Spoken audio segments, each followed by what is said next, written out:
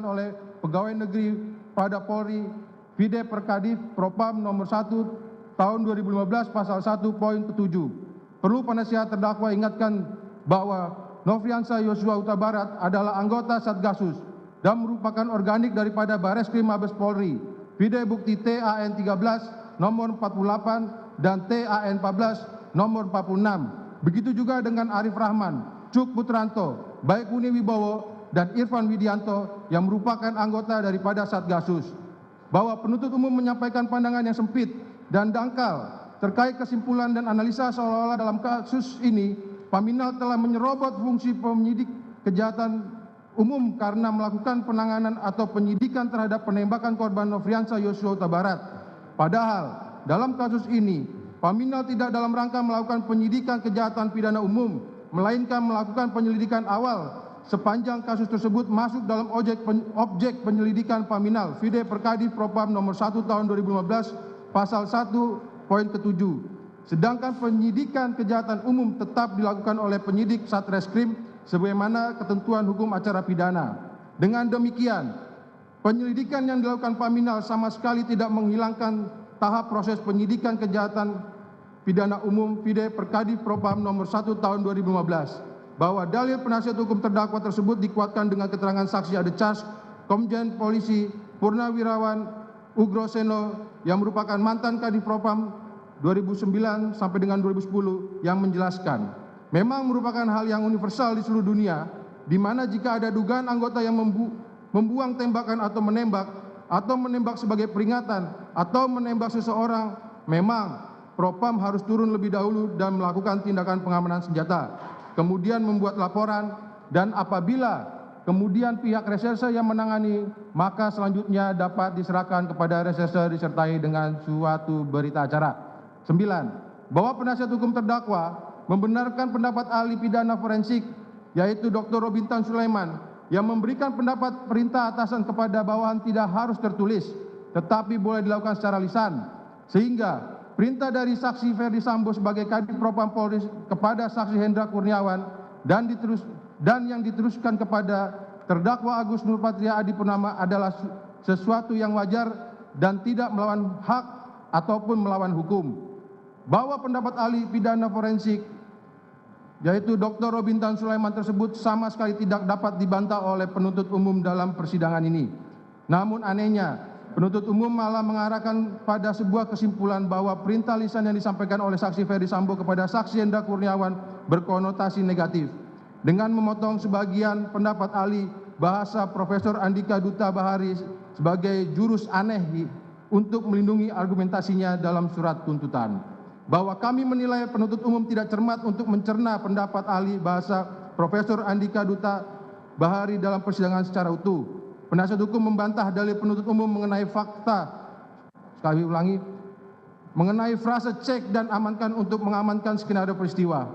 Penuntut umum terkesan sengaja untuk memotong atau mengambil sebagian dari keterangan ahli bahasa Profesor Andika Duta Bahari tersebut. Padahal pendapat lengkap ahli bahasa Profesor Andika Duta Bahari yang telah menjadi fakta persidangan adalah kata amankan tidak bermakna negatif dan tidak ada dalam pengertian khusus sepanjang bahwa orang yang diperintahkan tidak memiliki pengetahuan yang salah orang yang memberikan perintah. Bahwa frase cek dan amankan dalam hal ini yang harus dibuktikan adalah apakah orang yang diperintah tersebut mengetahui atau tidak latar belakang pengetahuan orang yang menyuruh adanya ketidaksamaan pemahaman antara orang yang memberi perintah dan orang yang diberi perintah. Dalam fakta persidangan, baik terdakwa maupun saksi Hendra Kurniawan sama sekali tidak mengetahui latar belakang pengetahuan saksi Ferdi Sambo atas perintah tersebut, sehingga terdakwa Agus Nurpatria Adi Purnama adalah posisi bawahan yang meneruskan perintah atau menjalankan tugas dari atasannya dengan baik. Pendapat mengenai perintah cek dan amankan menurut ahli hukum administrasi negara Dr. Margarito Kamis SH MHum, menurut sisi hukum administrasi dan tata negara dapat dibenarkan. Ahli jelaskan berdasarkan asumsi ahli atas perintah tersebut dengan kalimat cek, amankan, dan koordinasi dari segala ilmu interpretasi yang ahli pelajari. Kata-kata dari perintah tersebut tidak dapat dikualifikasikan sebagai perintah melawan hukum, di mana perintah tersebut adalah sah. Bahwa penasihat hukum memberikan analisa yuridis bahwa berdasarkan ketentuan pasal 6 ayat 2 huruf B Peraturan Kepolisian Negara Republik Indonesia nomor 7 tahun 2022 tentang Kode Etik Profesi dan Kode Etik Kepolisian Negara Republik Indonesia dihubungkan dengan keterangan ahli hukum pidana Dr. Agus di muka persidangan yang pada pokoknya bahwa terdakwa sebagai bawahan wajib dan tidak boleh menolak perintah atasan. Dalam hal ini perintah Kadif Propam yang diberikan melalui Karo Paminal kepada terdakwa karena perintah itu tidak bertentangan dengan norma hukum, norma agama, dan norma kesusilaan. Bahwa sebagaimana fakta persidangan, peristiwa tanggal 9 Juli 2022 yang dimana terdakwa meneruskan perintah kepada saksi Irfan Widianto yang merupakan perbuatan yang sesuai dengan apa yang diamanatkan dalam surat perintah nomor sprint 2055-HUK.6.6/2022 berkoordinasi dengan instansi-instansi terkait tidak dalam rangka menjalankan kewenangan penyidik untuk melakukan penyidikan dugaan tindak pidana pembunuhan, melainkan dalam rangka penyelidikan sesuai dengan SOP dan tupoksi pengamanan internal di Propam Polri. Sikap penuntut umum yang telah mempersepsikan tugas yang dijalankan terdakwa Agus Nurpatria Adipurnama dalam rangka penyelidikan Paminal sama dengan tugas penyidikan dugaan tindak pidana pembunuhan merupakan kebuntuan berpikir untuk menilai logis dan rasional terhadap kesimpulan yang dikemukakan.